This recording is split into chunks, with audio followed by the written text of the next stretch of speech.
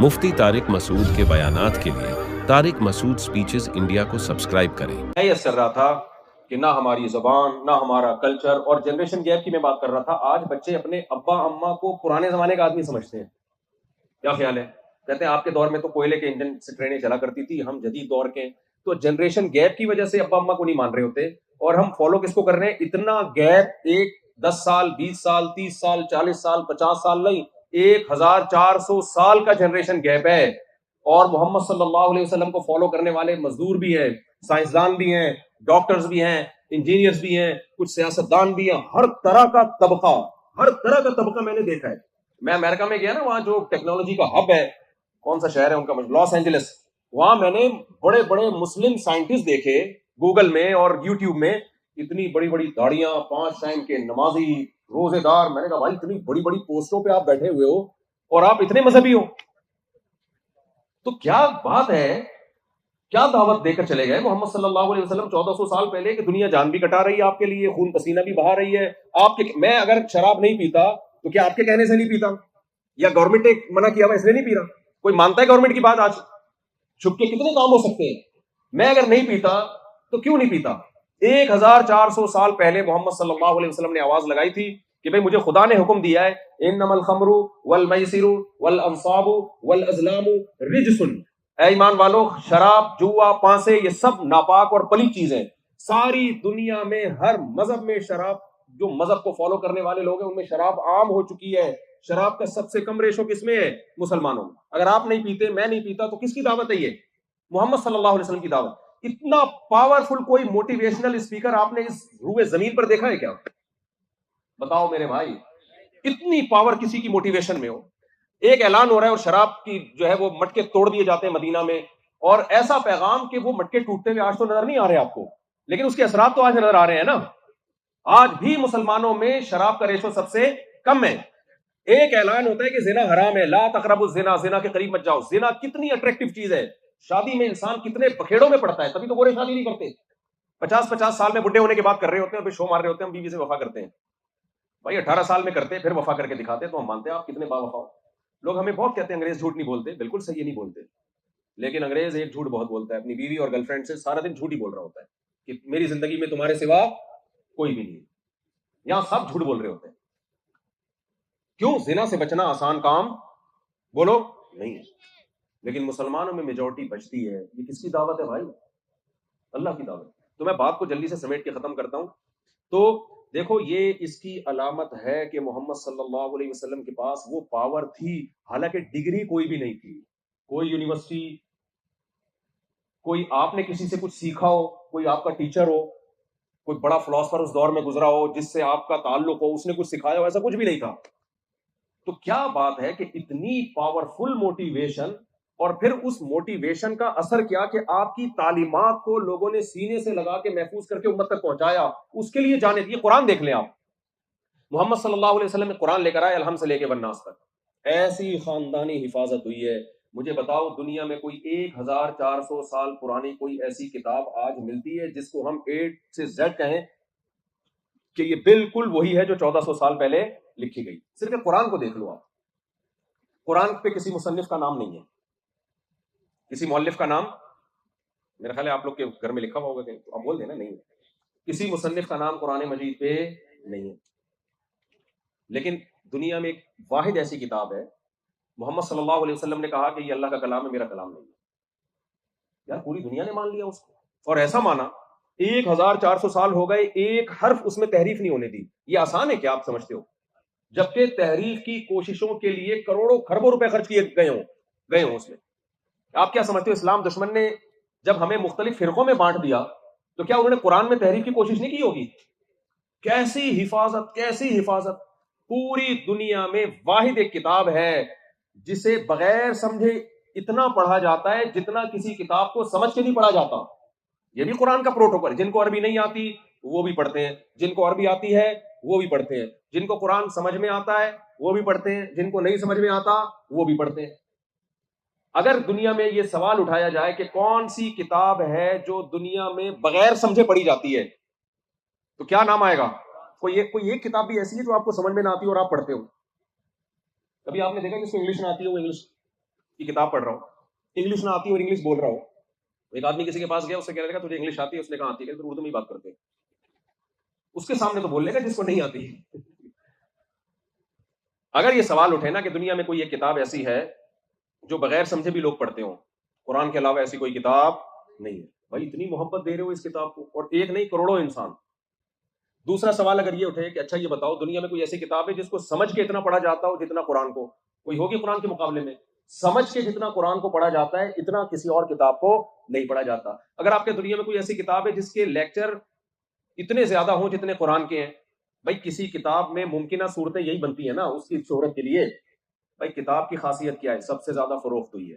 لوگ آ رہے ہوتے ہیں نا, اس کتاب کو ایوارڈ ملا ہے سب سے زیادہ فروخت ہوئی ہے, اس کتاب کو ایوارڈ ملا ہے کہ سب سے زیادہ پڑھی گئی ہے, اس کتاب کو ایوارڈ ملا ہے کہ اس نے دنیا میں سب سے زیادہ چینجنگ کی ہے, اس کتاب کو ایوارڈ ملا ہے کہ اس کا سب سے زیادہ احترام کیا جاتا ہے, اس کتاب کو ایوارڈ ملا ہے کہ اس کی سب سے زیادہ حفاظت کی گئی ہے. اگر اس بیس پر کتابوں کو ایوارڈ ملنا شروع ہوں تو ایوارڈ ختم ہو جائیں گے, قرآن کے معجزے ختم نہیں ہوں گے. سب سے زیادہ دنیا میں فروخت ہونے والی کتاب کون سی ہے؟ ذرا سوال کا جواب دیں آپ لوگوں نے جلدی. قرآن. اور سب سے زیادہ کا مطلب اتنی زیادہ کہ اس کا دوسروں کے مقابلے میں کوئی ریشو نہیں ہے. یعنی ایسے جیسے دو ٹیمیں کھیل رہی ہوں, ایک 0 پہ آؤٹ ہو گئی ہو دوسری ٹیم, اور پہلی ٹیم جو وہ سینکڑوں رن بنا کے آؤٹ ہوئی ہو. کوئی مقابلہ ہوا کیا؟ سب سے زیادہ فروخت ہونے والی, سب سے زیادہ پڑھی جانے والی, سب سے زیادہ بغیر سمجھے پڑھی جانے والی, سب سے زیادہ سمجھ کے پڑھی جانے والی, سب سے زیادہ انسانوں کی زندگی میں انقلاب برپا کرنے والی, یہ وہ کتاب ہے جس نے ایک دفعہ کہا فمن شہد منکم الشہر فلیصم. ایک آیت ہے کہ جو رمضان کا مہینہ پائے روزہ رکھے. 1400 سال سے اس حکم پر ایسا عمل ہو رہا ہے, پوری دنیا میں رمضان آتے ہی یہ تہلکہ مٹ جاتا ہے. اس کتاب نے ایک دفعہ کہا کہ 5 نمازیں فرض ہیں. پوری دنیا میں ہر جنگل, کوئی جنگل ایسا نہیں ہے جہاں مسجد نہ ہو, جہاں نماز نہ ہوتی ہو. اس کتاب نے کہا کہ اذا نادیتم الی الصلاۃ اتخذوها ہزوا, کہ اذان کہا کرو. پوری دنیا میں کوئی ایک سیکنڈ ایسا نہیں ہے جس میں اذان کی آوازیں فضاؤں میں نہ گونج رہی ہو. اس کتاب نے ایک دفعہ کہا کہ یہ اللہ کا گھر ہے, اس کا طواف کیا کرو. لاکھوں لوگ ہر سال اس وقت سے جا رہے ہیں طواف کرنے کے لیے. تو انسانی زندگی پر اتنے اس کتاب نے ایک دفعہ کہا کہ ماں باپ کو اف نہ کیا کرو. جن کے پاس یہ کتاب نہیں ہے ان کے ماں باپ اولڈ ہاؤس کی زینت بنتے ہیں. جن کے پاس یہ کتاب ہے وہ بڑھاپے میں ماں باپ کے قدموں میں جنت تلاش کر رہے ہوتے ہیں. وہ کیوں کر رہے ہیں؟ گورے کے کہنے سے کر رہے ہیں, وہ قرآن کے حکم سے کر رہے ہیں. گورے کے پاس نہیں ہے, ماں باپ بھی اس کے پاس بولو نہیں ہے.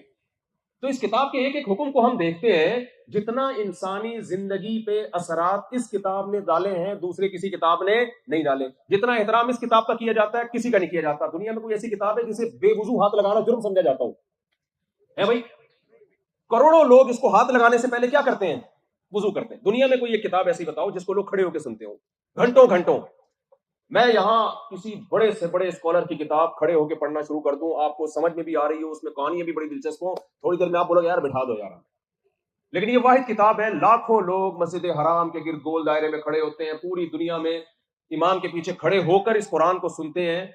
تو بھائی یہ کتاب کا کسی کتاب سے مقابلہ ہوگا تو جتنی چیزوں میں آپ قرآن کو کمپیئر کریں گے ہر جگہ قرآن کا پلڑا بھاری نہیں, بہت زیادہ بھاری ہوگا. تو کیا بات ہے بھائی. اچھا ایک بات کر کے بس میں بات کو سمیٹتا ہوں. جس قوم کے پاس یہ کتاب نہیں ہے نا اس میں ہر خوبی ہے پھر بھی برباد. اخلاقی برائیاں ان میں عروج پر ہیں. میں ایک مثال سے بات سمجھاتا ہوں, بس پھر بیان کو سمیٹتا ہوں میں. دیکھو مجھے ایک بات بتاؤ, آپ ماشاءاللہ یہاں سب پڑھے لکھے لگ رہے ہیں مجھے. آپ چرس کے خلاف نا آپ نے ایک مہم چلانا شروع کی. چرسی اچھے ہوتے ہیں برے ہوتے ہیں؟ ذرا مجھے بتائیں. چرچ کی بات آنے سے تھوڑا چہرے پہ رونق ایسی آنا, استغفر اللہ, یعنی ایک اچھا مجھے لگا کہ کچھ آپ بیان میں دلچسپی لینا شروع کی. تو نہیں پیتے, ویسے ایک مثال دے رہا ہوں. مجھے آپ بتاؤ, آپ کے گھر کوئی چرسی آیا رشتہ لینے کے لیے آپ کی بیٹی کے لیے, آپ نے پوچھا کیا کرتے ہو؟ یہ کرتا ہوں. آخر میں بیٹا اور کوئی ایکٹیویٹیز تو نہیں ہے؟ بس انکل ایک چیز ہے, میں چرس پیتا ہوں. آپ دو گے اس کو اپنی بیٹی؟ دفاع یہاں سے, بے شرم آدمی چرسی ہے. جن لوگوں کے پاس قرآن نہیں ہے نا, اللہ کی کتاب نہیں, انسان کو انسان کا بچہ صرف قرآن بنا سکتا ہے, یہ ذہن میں رکھیں. جس کے پاس محمد صلی اللہ علیہ وسلم کی تعلیمات نہیں ہے نا, وہ سائنٹسٹ بھی بن سکتا ہے اچھا, وہ اچھا ڈاکٹر بھی بن سکتا ہے, وہ اچھا تاجر بھی بن سکتا ہے, لیکن وہ اچھا انسان نہیں بن سکتا. یہ قرآن کا دعویٰ ہے, یہ میں نہیں باتیں کر رہا, یہ قرآن کہہ رہا ہے.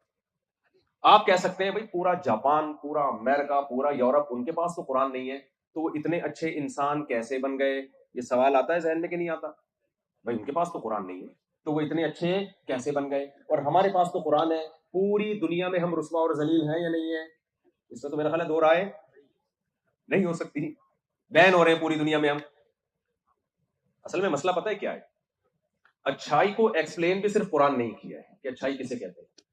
اگر آپ قرآن سے نہیں لیتے نا اچھائی کا مطلب، تو دنیا دو جرم کرتی ہے. ایک اچھی ہوتی نہیں ہے، دوسری وہ برائی کو اچھائی کا لیبل لگا کے ہمیں بیوقوف بناتی ہے. اب وہ میں چرس کی مثال سے بات سمجھاتا ہوں آپ کو. دیکھو علاقے کے کچھ چرسی آ گئے، آپ نے بھگا دیا، بھائی دفعہ یہاں سے. اب ہوا یہ کہ اسی چرس کی عادت پڑھے لکھے لوگوں کو ہو گئی جو دنیا کو تہذیب سکھایا کرتے تھے. اب پتہ کیا ہوگا؟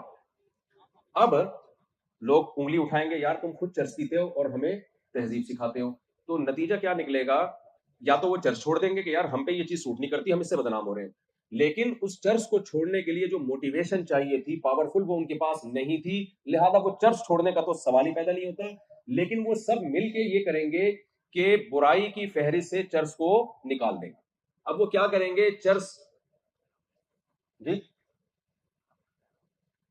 ہاں میں پوچھتا ہوں، کہنے 15 منٹ بیان اور کریں. یہ مجھے مختصر کرنے کا کہہ رہے ہیں یا بڑھانے کا کہہ رہے ہیں؟ ہاں ہاں کھانے کو دیا. چرس کے بعد تو کھانا ہی ہے پھر انشاءاللہ. جی تو ہوگا کیا؟ اب علاقے کے جب سمجھدار لوگ یہ کام کرنا شروع کر دیں نا، تو دنیا میں کوئی تہذیب یافتہ آدمی چاہتا ہے کہ میری طرف برائی کی نسبت لوگ مجھے برا بلا کہیں؟ کوئی بھی نہیں چاہتا یہ. تو وہ کیا کریں گے؟ چرس کی پیکنگ چینج کر دیں گے، چرس کا نام چینج کر کے اینٹی ڈپریشن ٹیبلٹ کر دیں گے اس کو، اور چرسیوں کو گندے نالوں سے نکال کے وہ کہیں گے یار تمہاری وجہ سے ہمارا امیج دنیا میں خراب ہو رہا ہے، سب دیکھتے ہیں وہ دیکھو گندے نالے میں پھٹے پرانے کپڑوں میں بیٹھا ہوا ہے. بلکہ اس کے لیے بڑے بڑے ہوٹل کھولیں گے، بڑی خوبصورت جگہ ہوں گی، اور بڑے بڑے مالدار اور 3 پیس سوٹ اور ٹائی میں بیٹھ کے چرس پیا کریں گے. تھوڑے دنوں میں چرس کا امیج دنیا میں اتنا اچھا ہو جائے گا، لوگ کہیں گے یہ ترقی یافتہ قوموں کی علامت ہے کہ وہ پیتے ہیں. تو نتیجہ کیا نکلے گا؟ ایسا دماغ خراب ہو جائے گا تھوڑے دنوں میں، ایسا پروپیگنڈا ہوگا کہ آپ کے گھر ایک شخص آئے گا، آپ اس سے کہیں گے بیٹا چرس بھی پیتے ہو؟ ہم رشتہ اس صورت میں دیں گے کہ چرس پیتے ہو کہ نہیں پیتے. وہ جواب میں کہے گا انکل میں چرس نہیں پیتا. آپ کہیں گے دقیانوس آدمی، لگتا ہے مولویوں میں بیٹھتا ہے اور وہی پرانے خیالات ہیں اس کے، مذہبی آدمی ہے، اور تو خود بھی نہیں پیتا، لگتا ہے ہماری بیٹی کو بھی نہیں پینے دے گا. ہم نے ایسے فنڈامنٹلسٹ اور ایسے بنیاد پرست کٹر قسم کے مولویوں کو اپنی بیٹی ہم نے نہیں دینی. یہ پروپیگنڈے کا اثر ہوگا. اب میں آتا ہوں اصل بات کی طرف. دنیا میں جتنی گندی غیر اخلاقی حیوانوں والی صفات ہیں وہ ان لوگوں میں ہے، اس سوسائٹی میں جن کے پاس قرآن نہیں ہے. نشہ کرنا انسانوں پہ سوٹ کرتا ہے کیا؟ جن کے پاس مذہب نہیں ہے سب شراب پیتے ہیں. آپ تو گئے ہوں گے باہر ملکوں میں، آپ نے جا کے دیکھا ہوگا، پھر بھی اچھے ہیں. کیوں؟ اس لیے کہ تہذیب یافتہ قومیں شراب پی رہی ہیں. شرابی ہونا اچھا کام ہے برا کام ہے؟ بولو نا بھائی کیا ہو گیا؟ جو سب پیتے ہیں پھر بھی اچھے ہیں. جاپانی سب شراب پیتے ہیں پھر بھی بہت اچھے، کیونکہ ٹرینیں بہت فاسٹ چلتی ہیں، لائن میں کھڑے ہوتے ہیں وہ. یار اتنی بڑی برائی ایک سوسائٹی میں ان کے آ گئی ہے شراب کی، اس کے بعد بھی بہت اچھے ہیں. ہم نہیں پیتے پھر بھی بہت برے ہیں. زنا کرنا بغیر نکاح کے عورت کے ساتھ ریلیشن، یہ انسانوں کا کام ہے یا گدے گھوڑوں کا کام ہے؟ منہ سے بولے. گدے گھوڑے شادی کرتے ہیں؟ یہ گدے گھوڑوں کا کام ہے جو کسی مذہب میں حلال نہیں رہا، ماضی میں کسی مذہب میں حلال نہیں. ہم جب فقہ کی پرانی کتابیں پڑھتے ہیں تو کہتے ہیں الزنا حرام فی الادیان کلھا. زنا کو پوری دنیا میں کوئی بھی لیگل نہیں کہتا، یہ اس دور کی بات ہے. انہوں کے پاس سے جب قرآن ہٹا، مذہب ہٹا، یہ سب زناکار بن گئے. لیکن اس گندگی جو گدے گھوڑوں کا کام تھا، جو انسانیت پہ سوٹ نہیں کرتی، اس کا نام چینج کر دیا. اسے بھی ایک رشتے کا نام دے دیا کہ جب دونوں راضی ہیں تو کیا مسئلہ ہے بھائی. اس سے خاندانی نظام تباہ و برباد ہو گیا. باپ ختم، چچا ختم، ماموں ختم، بہن کا رشتہ ختم، سنگل مدر، کتنے ولد الزنا بچے اور سنگل مدر، باپ ہی نہیں ہے ان کا. لیکن اس سوسائٹی نے ان سب چیزوں کو کیا کر دیا؟ لیگل. میں سمجھا پا رہا ہوں اپنی بات؟ بھائی یہ انسانیت کے لیے بدنما داغ تھا یہ زنا. گدے گھوڑوں میں اور انسانوں میں فرق یہی ہے کہ انسان ایسے نہیں ہے کہ جب چاہو جس سے چاہو ریلیشن قائم کر لو. اتنی بڑی اخلاقی برائی اس سوسائٹی میں آئی ہے، لیکن پھر بھی وہ انہوں نے کہا ہم بہت اچھے ہیں، کیونکہ زنا برائی کی فہرست میں آتا ہی نہیں. جو اخلاقی برائیاں آتی گئی نا، بجائے اس کے کہ ان برائیوں کو چھوڑتے، ان برائیوں کو برائیوں کی فہرست سے کیا کرتے رہے؟ آؤٹ کرتے گئے. 2-4 مثالیں اور دوں گا کیونکہ کھانے میں آپ لوگ کا انتظار ہو رہا ہے. مجھے ایک بات بتاؤ، اخلاق، گورے اخلاق میں کیا ہوتے ہیں؟ بہت بول لینا، بہت اچھا، nice to meet you, thank you. ہمارے ہاں گالیوں سے بات شروع، گالیوں پہ بات ختم. بدتمیز قوم ہے ہم، بہت بدتمیز ہے. انگریز جب بھی بات کریں گے تمیز سے، گلے پھاڑ پھاڑ کے بات، یہ تو میں ہوں جو گلا پھاڑ رہا ہوں، مولوی ہوں، انگریز اسی بات کو بڑی تمیز سے سمجھائے گا، انگلش میں سمجھائے گا، سب سے پہلی بات تو یہ ہے. لیکن میرے بھائی یہ فضول باتیں ہیں، کوئی تمیز ومیز نہیں ہے. جس کے ساتھ سب سے اچھے اخلاق ہونے چاہیے تھے تمہارا باپ اور تمہاری ماں، اس کا مقدر کیا ہے؟ Old house. آپ دوستوں سے لڑ رہے ہو لیکن اپنے باپ کو گھر میں رکھ کے اس کے پاؤں کے قدموں میں جنت تلاش کر رہے ہو. یہ حوصلہ ہم دیسیوں میں اور آپ دیسیوں میں ہے، یہ انگریز میں یہ حوصلہ بولو نا نہیں ہے. ایسے اخلاق کی ایسی کی پلیز پھوٹے منہ سے، ایسی کی تیسی.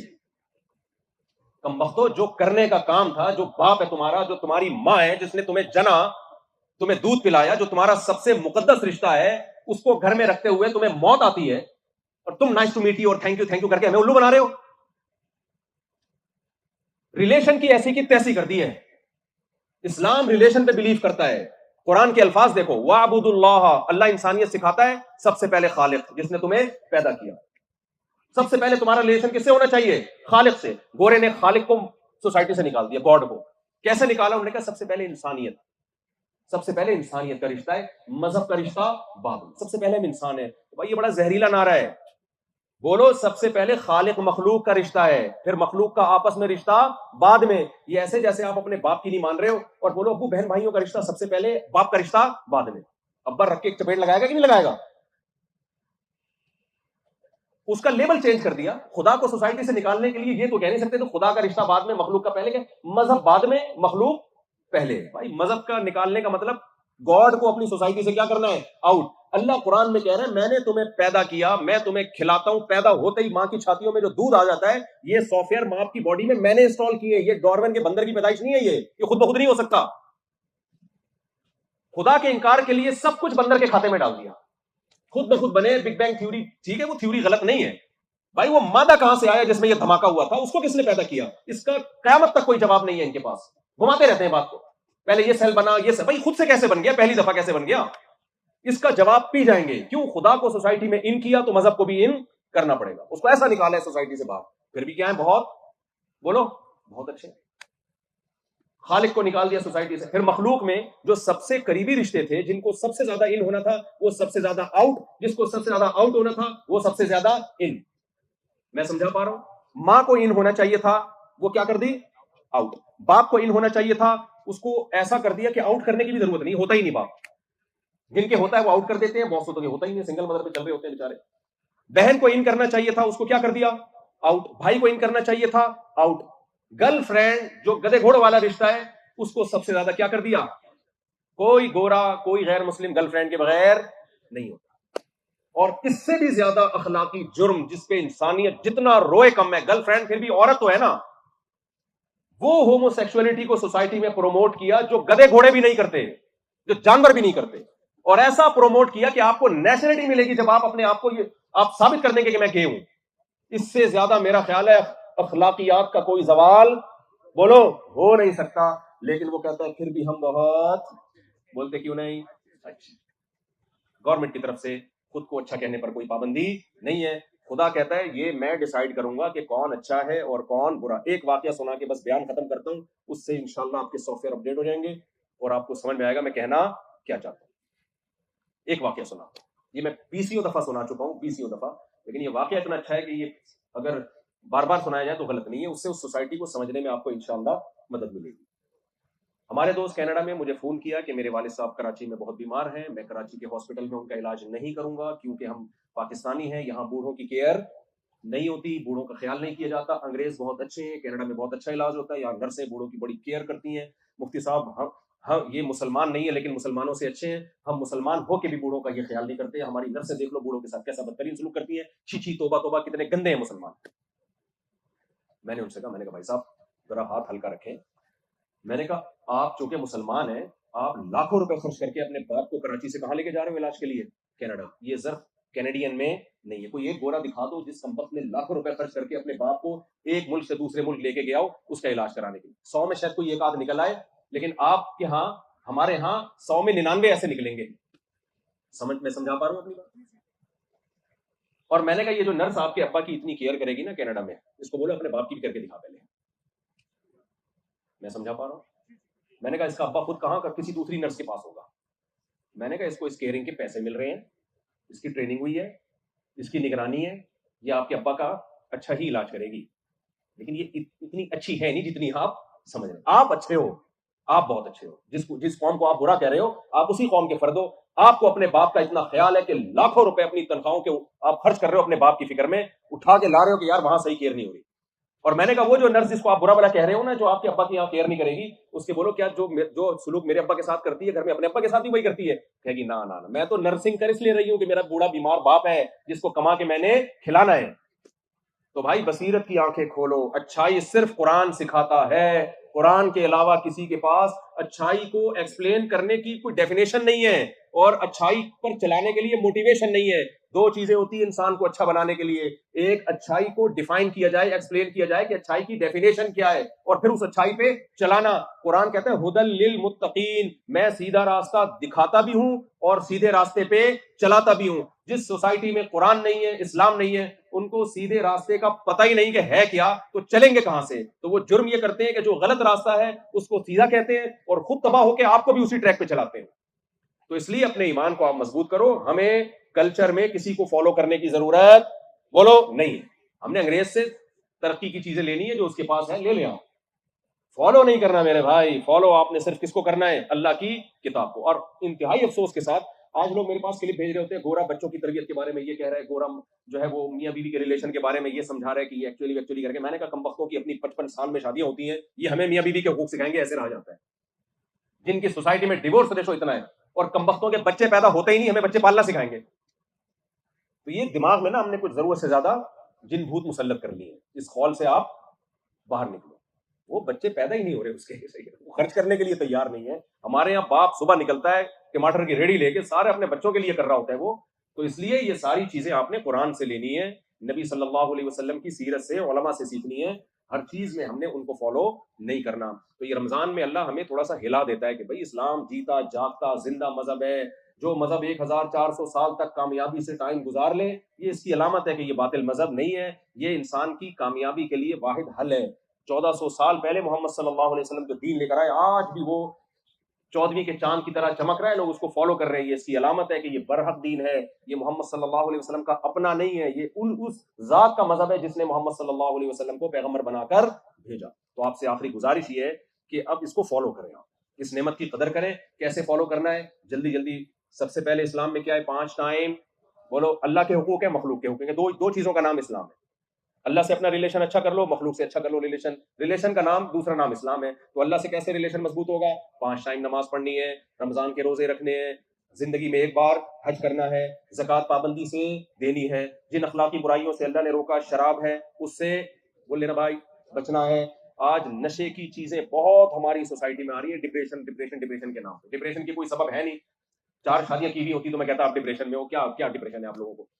تو ہم جب 4 رکھ کے بغیر چرس کے ڈپریشن سے بچ سکتے ہیں, سگریٹ بھی نہیں پیتے, تو آپ کے لیے کیا مسئلہ کیا ہے؟ مجھے بتاؤ ذرا اکیلے میں آ کے آپ کا مسئلہ کیا ہے؟ ایک والا میرے پاس آتا ہے, خواتین ناراض ہو رہی ہیں, میں بہت معذرت کے ساتھ, اور کہتے ہیں میرے مسائل ہیں. میں نے کہا تمہارے پاس مسائل ہیں کیا مسائل؟ ایک مسئلے کو مسائل تھوڑی کہتے ہیں. سوری غلط ہو گیا. تو خیر, تو خواتین سے بھی میں کچھ گزارشات کروں گا. دیکھو جس طرح اللہ نے مردوں کو اسلام پر چلنے کا حکم دیا, بالکل اسی تاکید کے ساتھ عورت کو, من ذکرن او انثی. قرآن بار بار کہتا ہے جو نیکی کرے گا چاہے مرد ہو یا عورت. تو عورت کو اسلام میں پردے کا حکم ہے. آج ہماری خواتین یورپین قوموں کو دیکھ رہی ہیں, بھئی انگریز خواتین ان کا پردہ نہیں ہے, کتنی ماڈرن, کتنی ترقی. بھائی یہ بے حیائی ہے, یہ غلط چیز ہے جس پہ آزادی کا لیبل لگا کے انہوں نے سوسائٹی میں اس کو پروموٹ کیا. ہم نے بھی مردوں کے شانہ بشانہ چلنا ہے. آپ مردوں کے شانہ بشانہ چلو گی, عیاشی مردوں کی بڑھے گی, آپ کی نہیں بڑھے گی. ہم نے بھی کمانا ہے جیسے مرد کماتے ہیں, ہم مرد کے محتاج نہیں ہے, یہ غلط ہے. آپ مرد کی محتاج ہو اور مرد آپ کا محتاج ہے, دونوں کا ریلیشن لازمی ہے, اس کے بغیر زندگی نہیں گزر سکتی. اسلام نے مرد کو پابند کر دیا کہ وہ جب تمہاری طرف آئے گا تو نان نفقہ وہ اٹھائے گا, جاب وہ کرے گا, تمہاری ذمہ داری وہ اٹھائے گا. آپ نے اس کو نان نفقے کی پابندی سے آزاد کر دیا. تو آزادی کہنے کو تو آپ آزاد ہو رہی ہو مرد سے, لیکن مزے کس کے ہو رہے ہیں؟ بولو نا, مزے مرد کے ہو رہے ہیں, آزاد تو وہ ہو رہے ہیں. گورے نے الو بنا دیا آپ کو کہ تم بھی جاب کرو, جاب کرنے میں آزاد ہو. بھائی جاب کرنا یہ پابندی ہے, ذمہ داری ہے. ذمہ داریوں سے آزاد ہونے کو آزادی کہتے ہیں. ذمہ داریاں اپنے اوپر لادنے کو آزادی تھوڑی کہتے ہیں. یہ ایسے ہی تم آزاد ہو, تم جیل میں چلے جاؤ, تم آزاد ہو, جیل میں جانے میں تم کیا ہو؟ آزاد. تو لوگ کیا کہیں گے؟ بھائی جیل سے نکلنا آزادی ہے، جیل میں جانا آزادی تھوڑی ہے. تو اسلام نے جو کمانے کا حکم مرد کو دیا تو مرد کو پابند کر دیا ہے، اور کمانے سے آزاد کس کو کر دیا؟ عورت کو. پھر عورت کو لباس سے آزاد کیا. ہم کیوں برقع پہننے، ہم کیوں پابندی کریں، ہم کیوں پردہ کریں؟ ہم پردے سے آزاد ہیں. آپ کے پردے سے آزاد ہونے سے عیاشی کس کی بڑھے گی؟ مرد کی. آج کتنی میرڈ خواتین کی کالز آتی ہیں، ہمارا مرد میاں دوسری عورتوں میں دلچسپی لے رہا ہے. میں کہتا ہوں کیونکہ وہ عورتیں آزاد ہیں، وہ آپ کے میاں سے گپ شپ لگاتی ہیں، وہ پردہ نہیں کرتی ہیں. تو گھر کس کا تباہ ہو رہا ہے؟ برباد کون ہو رہی ہے؟ عورت ہو رہی ہے نا. مرد کے تو مزے ہیں، 20 عورتوں کے ساتھ منہ کالا کر لے گا جا کے. اسلام نے عورت کو پابند کیا کہ پردہ کرو. پردہ کرے گی عورت تو مرد اس سے ریلیشن قائم نہیں کرے گا، تو بیوی کو محبت دے گا. اسلام جو بیوی ہے اس کو ویلیو دیتا ہے، اس کو پروٹوکول دیتا ہے. تو یہ نعرے ہیں، ہماری لبرل خواتین بھی نعروں سے متاثر ہوئی ہیں کہ بھائی ہم بھی آزاد ہیں. آزاد ہے تو آزادی سے کیا ہوگا؟ مرد ٹیشو پیپر کی طرح استعمال کرے گا جیسے گورے کرتے ہیں. جب عورت میں حسن ہوتا ہے مرد اس سے دوستی لگاتے ہیں. جہاں بڑھاپا آیا عورت کی ایسی کی تیسی. جاؤ ان بڈیوں کو دیکھو امریکہ میں، یورپ میں جا کے، جو بڑی لبرل انٹیاں تھیں نا کسی زمانے میں، کوئی منہ سے رال گر رہی ہوتی ہے کوئی صاف کرنے والا نہیں ہوتا. تو اسلام نے عورت کو حکم دیا پردہ کرو، کسی شریف آدمی سے شادی کرو، نسل پیدا کرو. یہ کل تمہارے بیٹے، یہ بہویں، یہ داماد، یہ سارا تمہارا پریوار ہے، تمہارا خاندان ہے جو تمہیں عزت دے گا. ہمارے لبرل لوگوں نے عورت کو ان تمام مذہبی پابندیوں سے آزاد کر کے ایسی غلامی میں جکڑ دیا کہ وہ سوائے مرد کی عیاشی کے اور اس کا کوئی بھی سوسائٹی میں اب کردار باقی نہیں بچا. تو ان لوگوں کے لیبلوں سے متاثر، ملتے جلتے ناموں سے دھوکہ نہ کھائیں. لکھا ہوتا ہے نا چیزوں، ہماری دوسری کوئی برانچ نہیں. تو اسلام کی بھی کوئی دوسری برانچ نہیں ہے، اسلام ہی آپ کو بتاتا ہے. تو خواتین سے گزارش کروں گا پردے کو سوسائٹی میں پروموٹ کریں. عورت کی ایک حیا ہے، ایک وقار ہے پردے میں، اس سے آپ کی بیٹیاں محفوظ ہوں گی. ماں پردہ کرے گی، بچیاں بھی کریں گی. اور یاد رکھو، بچی کو چاہتے ہو نا کہ وہ میرے سامنے زبان نہ چلائے، اس کو پردہ سکھاؤ. جس بچی نے پردہ نہیں کیا وہ بولڈ ہوگی، ماڈرن ہوگی، وہ ماں کی آنکھوں میں آنکھیں ڈال کے بات کرے گی. جب بے حیائی آتی ہے تو سب چیزوں کو لپیٹتی ہے وہ. ہمارے ایک دوست نے واقعہ سنا ہے، میں بچے کو کہتے ہیں اسکول میں پڑھا رہا تھا، میں نے اپنی بیٹی سے کہا بیٹا پانی لے کر آؤ. تو بیٹی انگلش میں کہتی ہے کہ جو کام انسان خود کرتا ہے وہ خود کر سکتا ہے، وہ دوسروں سے نہیں لینا چاہیے. تو میں نے کہا یار یہ کیا ہو رہا ہے؟ ہماری ماں تو جب پانی مانگتی تھی ہم تو لڑتے تھے پانی دینے کے لیے. تو میری بیٹی ماشاءاللہ انگلش اسکول میں پڑھ رہی ہے، میں اس سے کہہ رہا ہوں کہ بیٹا پانی پلاؤ. وہ کہہ رہی ہے ابا جو کام آپ خود کر سکتے ہیں وہ دوسروں سے، شیکسپیئر کا کوئی قول ہوگا اس نے پیش کر دیا ہوگا.